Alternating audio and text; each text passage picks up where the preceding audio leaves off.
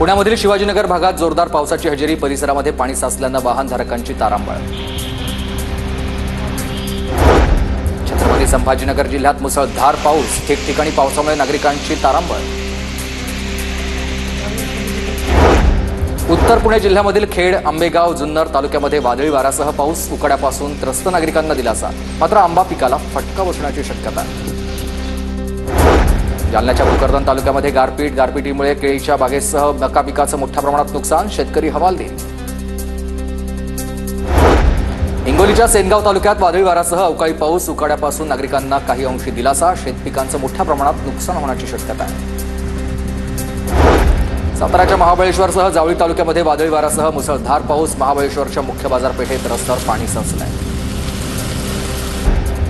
बीडच्या कंकालेश्वर मंदिराच्या जमिनीवर वक्फ बोर्डाचं अतिक्रमण, कंकालेश्वर मंदिराच्या 12 एकर जमिनीवर अतिक्रमण। काल केंद्रीय गृहमंत्री अमित शहांकडून कंकालेश्वर मंदिराचा उल्लेख। जालन्यामध्ये अवैधरित्या वास्तव्य करणाऱ्या 3 बांगलादेशींना 1 वर्षाची सक्त मजुरीची शिक्षा, भोकरदन फौजदारी न्यायालयाकडून शिक्षा सुनावण्यात आली आहे।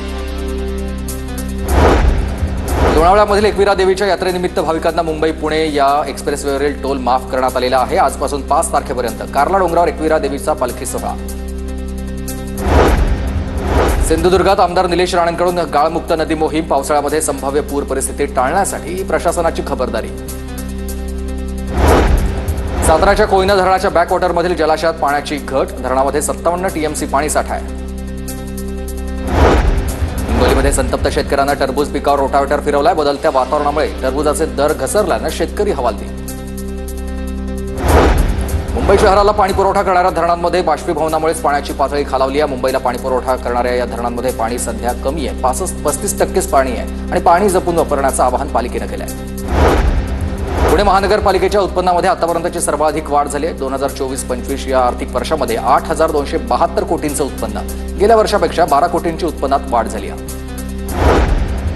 मुंबई शहरामध्ये रेल्वेच्या जमिनीवर तब्बल 103 बेवारस होर्डिंग्स आणि उभे असल्याची माहिती मिळते। होर्डिंग उभारण्यासाठी पालिकेची परवानगी घेतली नसल्याची माहिती समोर आली आहे। मुंबई महानगर प्रदेशामधील रिक्षा, टॅक्सी मीटर्स रिकॅलिब्रेशनसाठी 1 महिना उरलेला आहे आणि आतापर्यंत 1,98,362 रिक्षांचं पूर्ण झालेलं आहे। गृहराज्यमंत्री योगेश कदम उद्या बीड आणि जालना जिल्ह्याच्या दौऱ्यावर संतोष देशमुख कुटुंबियांची भेट घेतील, तर जालन्यामधल्या शिवसेना नेत्यांची देखील भेट घेऊन बैठका घेतील।